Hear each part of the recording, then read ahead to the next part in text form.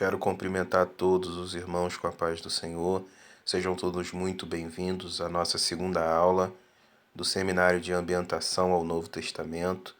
E na nossa aula de hoje nós vamos estudar um pouco sobre a dinastia Herodiana, que foi a dinastia que esteve sob o comando do povo de Israel durante o período dos Evangelhos e também adentrando Atos dos Apóstolos. Então, estudar a dinastia Herodiana é entender como funcionou o sistema político em que os Evangelhos e Atos dos Apóstolos foram escritos. Então, vamos lá. Aqui, antes da gente começar a falar de cada integrante dessa dinastia que teve um destaque no Novo Testamento, é importante nós darmos uma ideia geral, através de um esquema simplificado da dinastia, para que todos vocês possam observar quem foram esses integrantes, antes da gente falar sobre cada um de maneira específica. Então eu peguei aqui esse esquema simplificado da dinastia dos Herodes, que foi retirado lá do livro Introdução aos Evangelhos, do Craig Blomberg, que é um livro que eu indiquei para vocês, caso vocês consigam adquirir. É um livro muito bom, tá? Para tratar sobre esses assuntos. E nesse esquema simplificado, como o nome mesmo já diz, simplificado, não contempla todas as pessoas da família de Herodes. Nesse esquema, contemplam apenas aquelas pessoas que estão direta ou indiretamente relacionadas ao Novo Testamento.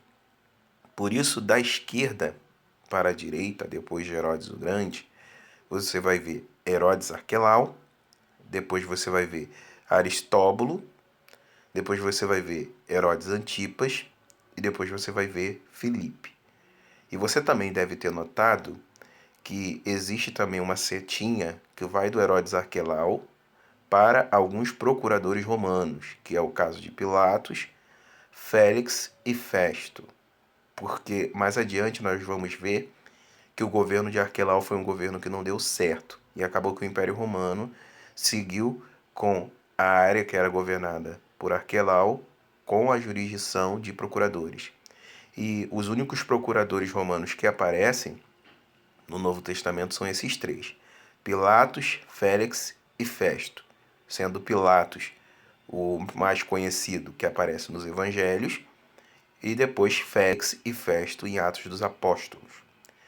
E você também deve ter notado que tem uma setinha que vai do Aristóbulo para Herodes Agripa I e depois Herodes Agripa II.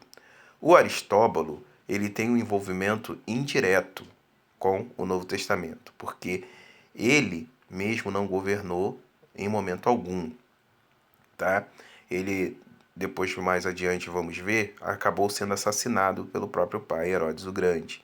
Mas quem veio a governar foi os filhos dele, né? Herodes Agripa I, que aparece em Atos dos Apóstolos, e depois, na sequência, a gente vê o Herodes Agripa II. Então, através desse esquema, a gente consegue ter uma noção geral de como a dinastia herodiana foi dividida dentro do Novo Testamento. Então, vamos começar. Quando a gente fala de Herodes o Grande, logo na nossa mente vem aquela figura que aparece de modo repentino lá em Mateus capítulo 2 e também em Lucas capítulo 1, né? E a gente não sabe como que essa figura veio a chegar no poder. Isso é uma pergunta que talvez muitos se façam. De onde saiu esse Herodes? Como ele foi parar no poder, né? Para a gente entender como Herodes veio parar no poder, a gente precisa ver como foi a história com o pai de Herodes antes de tudo.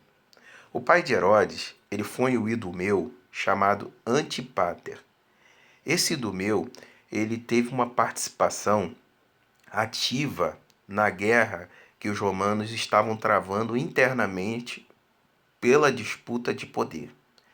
E nessa guerra que os romanos estavam participando internamente, tinha a pessoa de Júlio César, que estava despontando, conseguindo conquistar várias regiões, vários territórios que antes eram dominados pelos gregos. E Antípater, que é o pai de Herodes o Grande, prestou apoio a Júlio César na área do Egito, auxiliando Júlio César na posse daquela região. Então, Antípater, pai de Herodes, conquista a confiança de César, a ponto de que quando César assume o poder, o controle de Roma, ele acaba nomeando Antípater para ser administrador de toda a região da Judéia. Antípater era uma pessoa tão politicamente versada que ele conseguiu sobreviver até mesmo à transição que houve com a morte de Júlio César, na base da traição feita por Bruto e Cássio, fazendo-se aliado ao novo pessoal que estava entrando. Ele conseguiu atuar nessa situação de tal maneira que se mantesse no poder. Mas só que acabou que, mais adiante, ele foi assassinado, né? Em uma conspiração que teve, né? Ele foi envenenado e acabou morrendo em uma conspiração, mas até presente momento ele tinha conseguido se manter no poder na região da Judéia. Então, logo que, meio que automático, Herodes, que aqui no caso é o Herodes o Grande, o primeiro Herodes, assume o poder na região da Judéia. Mas quando ele assume o poder na região da Judéia, ele já trava um problema, um conflito muito grande com um Asmoneu chamado Antígono. Esse Asmoneu chamado Antígono, ele tenta tomar o poder, invadir toda a região, ele tenta invadir a Galiléia, tenta tomar todos os pontos da região de Israel e Herodes trava uma guerra com ele. No início, Herodes conseguiu prevalecer nessa guerra, mas depois ele acaba meio que sendo derrotado e sendo obrigado a fugir e esconder a sua família. Então, em uma dessas, Herodes faz uma viagem para Roma e consegue lá em Roma, com o apoio do Senado e com a habilidade que ele tinha de conseguir convencer, através de política, que ele fosse eleito rei de toda a região da Judéia. Então, quando Herodes consegue esse apoio do Senado e é eleito rei de toda a região da Judéia, ele apenas espera agora Roma retomar a região que Antígono tinha tomado e volta para tomar posse da região. Não sei se vocês notaram, mas Herodes, mais para o final, antes dele tomar posse do reinado de toda aquela região de Israel, ele não levantou um braço. Ele apenas fez manobras políticas para que o Senado romano o ajudasse a conquistar a região.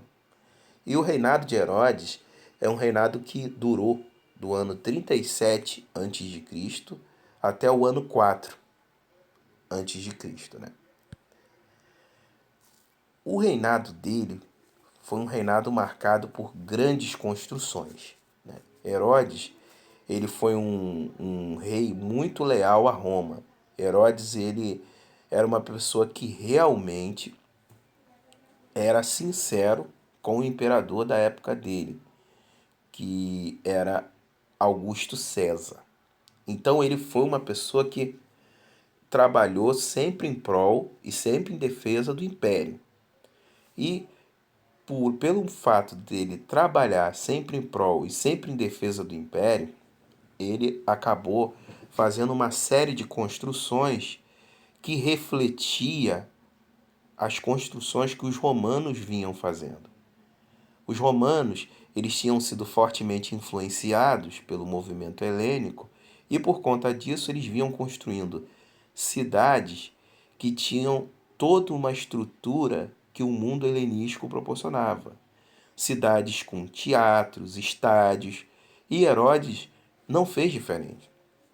Herodes, ele veio construindo algumas cidades, das quais nós podemos destacar duas, que uma delas é Sebaste, que é a tradução grega de Augustus, que é uma cidade que tinha teatro, que tinha uma série de coisas que o movimento helenístico proporcionava, e outra é a cidade de Cesareia, que também é uma cidade em homenagem a Augusto César, que tinha também um estilo totalmente helenístico. Mas só que Herodes, ele não conquistou apenas o imperador romano com as suas construções, homenageando César. Ele também fez coisas para que ele viesse conquistar o povo de Israel, para que o povo de Israel ficasse no seu controle. Então ele decide reconstruir todo o templo de Jerusalém, para que o povo judeu tivesse Herodes como um líder que de fato valorizasse a cultura religiosa local. Ele não somente reconstruiu o Templo de Jerusalém, como também se casou com Mariana, uma princesa asmoneia que viveu no período dele para dar uma espécie de chancela para aqueles judeus que achavam que os reis que ficariam diante de Israel só deveriam ser de descendência asmoneia, né? Então você vê que da parte de Herodes existia um esforço muito grande para que politicamente ele pudesse estar bem. Por isso que o reinado de Herodes foi um reinado de muita tranquilidade e paz, porque ele prezava pela tranquilidade e prezava pela paz. Mas Herodes ele não foi só um bom construtor, ele não foi só um bom estadista.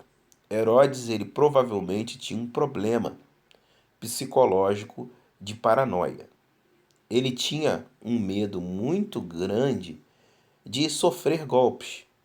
Então, nessa ânsia de ter medo de sofrer golpes, Herodes ele acaba mandando executar uma boa parte da sua própria família. Por exemplo, ele começa mandando matar a esposa dele, Mariana, que é aquela princesa Asmoneia com quem ele se casou. Porque alguns conselheiros de Herodes disseram para ele que Mariana estava armando um complô contra ele para dar um golpe nele para que os asmoneus voltassem ao poder. Então, quando Herodes ele chega à conclusão na mente dele que Mariana estava ali armando contra ele, ele manda assassinar a própria esposa. Depois, na sequência, depois de um tempo, ele acaba mandando matar também dois filhos dele. Um deles é Alexandre e o outro é o Aristóbulo, que é o pai do Herodes Agripa I, também por suspeita de golpe. Nesse caso, de fato, foi real. Eles tentaram se juntar para dar um golpe em Herodes, como uma forma de vingança pelo fato do pai deles terem matado a mãe deles. Então Herodes descobre esse movimento, essa tentativa de dar golpe e manda matar os dois filhos, Alexandre e Aristóbulo. E também, antes de Herodes morrer, ele acaba mandando matar o filho mais velho dele, chamado Antípatro. Esse filho dele mais velho acaba sendo assassinado pouco antes dele morrer. Existe uma frase irônica do César Augusto em que ele diz que seria melhor ser um dos porcos de Herodes do que ser seu filho, porque um dos porcos de Herodes teriam menos chances de ser mortos do que os próprios filhos dele. Então, quando a gente vê todo esse contexto histórico, a gente começa a entender algumas ações que Herodes toma lá no Novo Testamento. Lá em Mateus, no capítulo 2, versículo de número 3, diz que Herodes ficou alarmado quando soube da notícia do nascimento do rei dos judeus.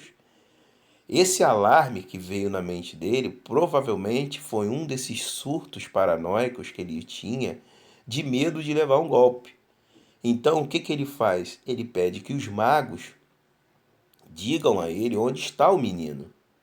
E eles disseram que iria procurar. Então ele diz: quando vocês encontrarem, vocês me falam. Como se passaram 2 anos e os magos não voltaram, Herodes, dentro da sua paranoia mental, fez um decreto que acabou culminando numa chacina de crianças, em que ele diz que todos os meninos que nasceram em Belém, da idade de 2 anos para baixo, deveriam ser mortos, para que assim ele conseguisse garantir que o tal rei dos judeus, que ele estava pensando naquele momento, fosse morto. Então você vê que a paranoia de Herodes era tanta que ele não calculava o nível da crueldade. Então, em oposição ao fato dele ser um grande estadista, de prezar, né, pela paz, de prezar por boas alianças políticas, está a paranoia de Herodes. Estava tudo bem desde que você não tentasse tomar o poder dele ou desse a entender que iria tomar o poder dele. Mas Herodes, ele veio a falecer mais ou menos no ano 4 a.C. E antes dele falecer, ele deixou um testamento, tá? Testamento esse que ele alterou por diversas vezes. Por conta da sua paranoia e desconfiança, ora estava um nome, ora estava outro. Então Herodes, ele mudou o testamento dele por diversas vezes. E nesse testamento que ele deixa separadinho quais partes do território que ele comandava, os seus filhos que ainda existiam, ou seja, que sobreviveram à chacina que ele promoveu entre os próprios filhos, deveriam ficar. Sendo que, quando os judeus souberam que Herodes tinha deixado um testamento, eles tentaram mandar uma comitiva para Roma para ver se conseguiam impedir que Augusto César aceitasse esse testamento, porque os judeus eles não queriam mais os Herodes no poder. Os judeus eles queriam agora colocar alguém deles, alguém da descendência asmoneia. Mas só que Augusto César era muito amigo de Herodes. Então ele decide honrar esse último pedido do amigo dele e aceita a divisão que Herodes colocou no testamento dele que deveria ser. Então você vai perceber que Herodes, ele divide o reino dele entre 3 de seus filhos: Herodes Arquelau, Herodes Antipas e Herodes Filipe, que são as pessoas que nós vamos ver agora a partir desse momento. Herodes Arquelau, ele recebeu toda a região da Judéia e Samaria. E essa região, ela era equivalente a quase metade de todo o território que o pai dele tinha governado. Ele recebeu um título de etnarca e tinha a promessa de que mais tarde pudesse vir a ser o rei daquela região, caso ele correspondesse às expectativas. Mas não foi o caso, porque Herodes Arquelau era um homem muito cruel. Era um homem que tratava o povo judeu com muita violência, porque no momento em que ele assume o poder, houve uma série de conflitos, uma série de situações que o povo foi promovendo, e ele, ao invés de tratar isso com mais tranquilidade, pacificidade, tentando dialogar, ele tratou com brutalidade e crueldade. Logo, um grupo de judeus pediram o banimento de Arquelau. Arquelau ele não era bem visto nem muito aceito de meio do povo judeu. A ponto de que quando José recebe a notícia de que Herodes o Grande tinha falecido e que ele podia voltar para a região da Judéia, ele soube que Arquelau estava lá. Quando ele soube que Arquelau estava lá, ele, ao invés de ir para a Judéia, ele vai para Galiléia. Porque a fama de Arquelau era uma fama de uma pessoa cruel, perseguia e matava pessoas. Então, não ia demorar para que Arquelau acabasse caindo. E de fato Arquelau cai no ano 6 depois de Cristo e acaba sendo exilado na Gália. E depois dele, a Judéia passou a ser comandada por procuradores, como nós vamos ver um pouco mais adiante, tá? Um outro filho de Herodes, o Grande, que recebeu uma herança foi o Herodes Antipas. O Herodes Antipas, ele herdou a região da Galiléia e da Pérea. Quando você vai lá para Lucas, capítulo 3, versículo 1, você vê que ele aparece lá como tetrarca da Galiléia, né? Herodes Antipas, ele seguiu um pouco do caminho que o pai dele seguiu na parte das construções. Herodes Antipas também construiu algumas cidades. Ele construiu, por exemplo, a cidade de Séforis, que deu um verdadeiro boom na região da Galiléia. Essa cidade de Séforis é uma cidade muito próxima de Nazaré. Alguns dizem que provavelmente José e o próprio Jesus tenham trabalhado nessa cidade, nessa construção. E também construiu a cidade de Tiberíade, que também é uma cidade que foi feita em homenagem a Tibério César, que foi o imperador da época de Antipas. Antipas, ele não se dava muito bem com Pôncio Pilatos, que era o governador da Judéia na época dele. Não se sabe muito bem o motivo pelo qual eles não se davam bem. Mas no Evangelho de Mateus, 23, versículo 12, fica claro que eles dois não se davam bem. Alguns acham que talvez ele não se dava muito bem com Pilatos por conta do fato de que Pilatos estava no lugar do irmão dele, Herodes Arquelau. Outros achavam que era por questões de ego, que ele queria estar reinando sobre todo o território de Israel. Mas era fato que eles não se davam bem. Jesus, lá em Lucas capítulo 13, versículo de número 32, chama Herodes Antipas de raposa. Essa referência, raposa, significa alguém com astúcia. Ou seja, Herodes Antipas era alguém astuto, alguém que ficava à espreita, sempre buscando se favorecer. Mas a queda de Herodes Antipas não veio através da astúcia dele, né? Não veio através de atos de crueldade que ele possa ter cometido. A queda de Herodes veio através do matrimônio irregular que ele contraiu com Herodias. No texto de Marcos, por exemplo, do versículo 14 ao 19, fala como João Batista criticou essa união irregular que ele tinha com Herodias. Mas só que quando essa união irregular que ele tinha com Herodias ficou evidente, todos passaram a saber, uma das esposas dele, que era uma princesa nabateia, não aceitou ficar do lado de Herodes, abandonou Herodes. E com isso, o rei Nabateu, que ele tinha aliança antes, começou a travar uma guerra muito grande contra Herodes Antipas. E essa guerra que os nabateus travaram contra Antipas, na Galiléia, foi uma guerra que ele não conseguiu controlar e nem muito menos conseguiu vencer, a ponto de chegar no ouvido de Roma o descontrole que Herodes Antipas teve dessa guerra. Herodes Antipas não somente perdeu o controle, como também perdeu o poder por conta disso.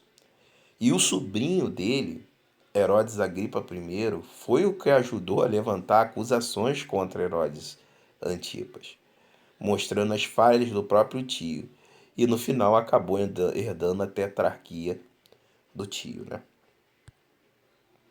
O terceiro filho de Herodes, o Grande, que herdou o trono, foi Filipe. Filipe, ao contrário de Herodes Arquelau e ao contrário de Herodes Antipas, foi bem sucedido. Ele ficou com a região de Tranconites. Esse Filipe também construiu cidades.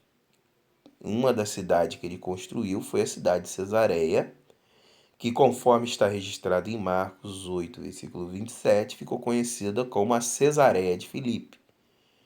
Filipe foi um governante justo, foi um governante tranquilo. Então ele não teve nenhum problema lá na jurisdição dele. Mas em aproximadamente 34 depois de Cristo, ele acabou falecendo de maneira abrupta, sem deixar nenhum herdeiro.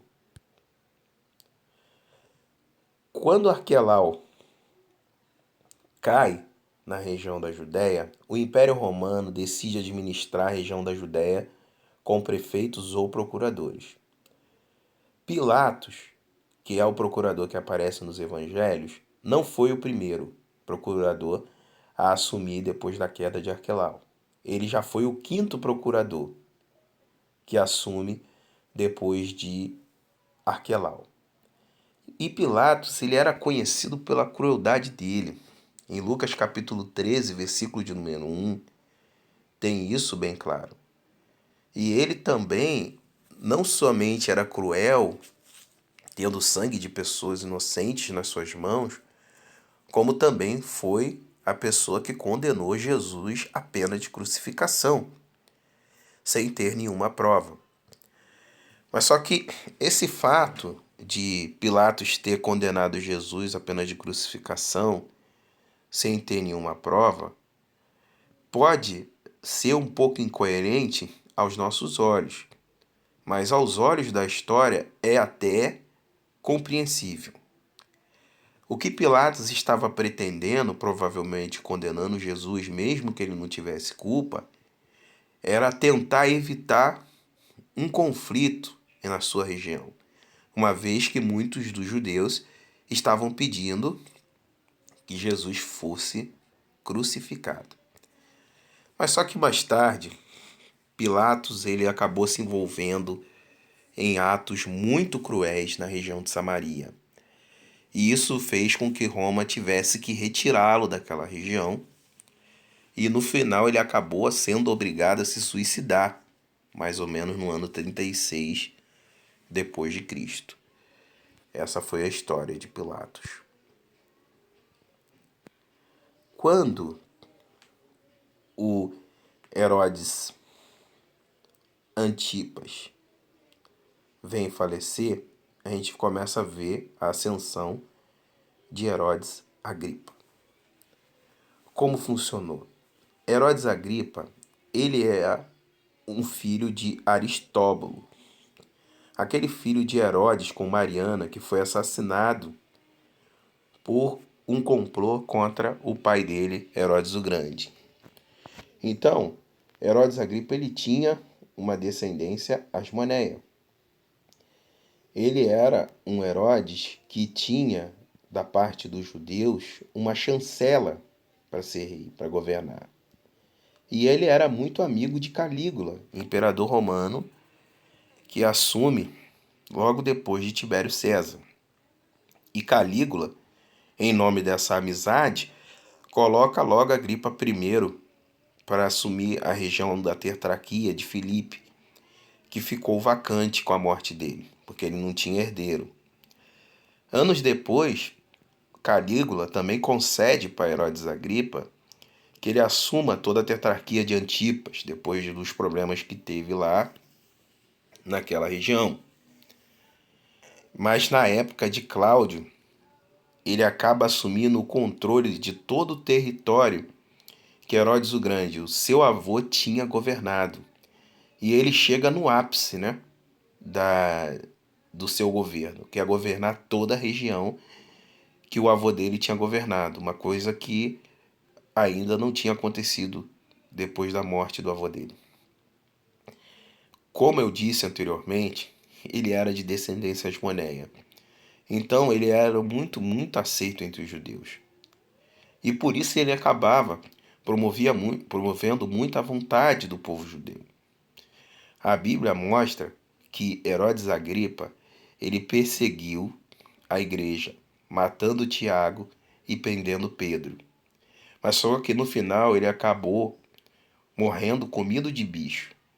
Tudo isso está registrado em Atos, no capítulo de número 12, que como você pode conferir na sua Bíblia. Com a morte de Herodes Agripa I, o filho dele, Agripa II, não assume o reinado do pai dele. Os romanos não permitiram que isso acontecesse.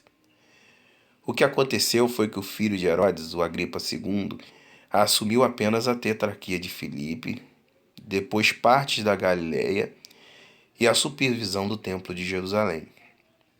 O Agripa II, ele aparece lá em Atos 26, versículo 28, quando foi consultado por Festo, falando com Paulo, e ele diz que Paulo quase consegue o convencer a ser cristão. Depois que Pôncio Pilatos deixa de ser procurador da região da Judéia, outros procuradores vieram entrando no poder. E um deles que aparece no Novo Testamento é o procurador chamado Félix. Só que esse procurador romano, chamado Félix, foi conhecido por participar do julgamento de Paulo, mas só que ele era uma pessoa muito incompetente e corrupta, a ponto dele não ter conseguido resolver o problema de Paulo com relação ao julgamento e ainda por cima querer propina. Depois você confira em Atos capítulo 24, do versículo 25 ao 27.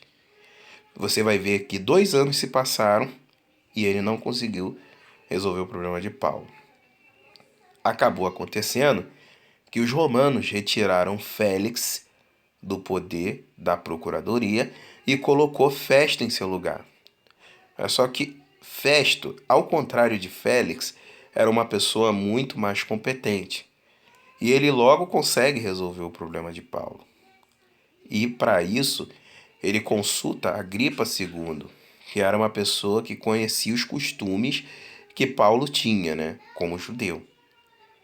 A gestão de Félix foi uma gestão tranquila, porque ele foi uma pessoa que buscou o controle das coisas e a paz. Você vai ver falar um pouco sobre Festo em Atos 25 e 26. Ele acabou concedendo a Paulo a vontade dele de apelar a César e enviou Paulo para a Itália. A pessoa que enviou Paulo para a Itália foi Festo. Então, todos esses governantes, tanto Agripa II, quanto Félix, quanto Festo, governaram na época do imperador Nero César, que foi justamente o imperador que acabou dando cabo da vida de Paulo e de Pedro. Então, esses são os Herodes, a sua dinastia que correu pelo Novo Testamento, juntamente com alguns procuradores que apareceram. A minha ideia aqui, meus queridos irmãos, é apresentar a vocês a existência dessas pessoas. E eu peço a vocês que se dediquem, estudem um pouco mais e se aprofundam para descobrir mais coisas. E na próxima aula, nós vamos falar sobre a religião judaica e a religião grega. Vamos falar como ela estava estruturada no Novo Testamento e os grupos existentes.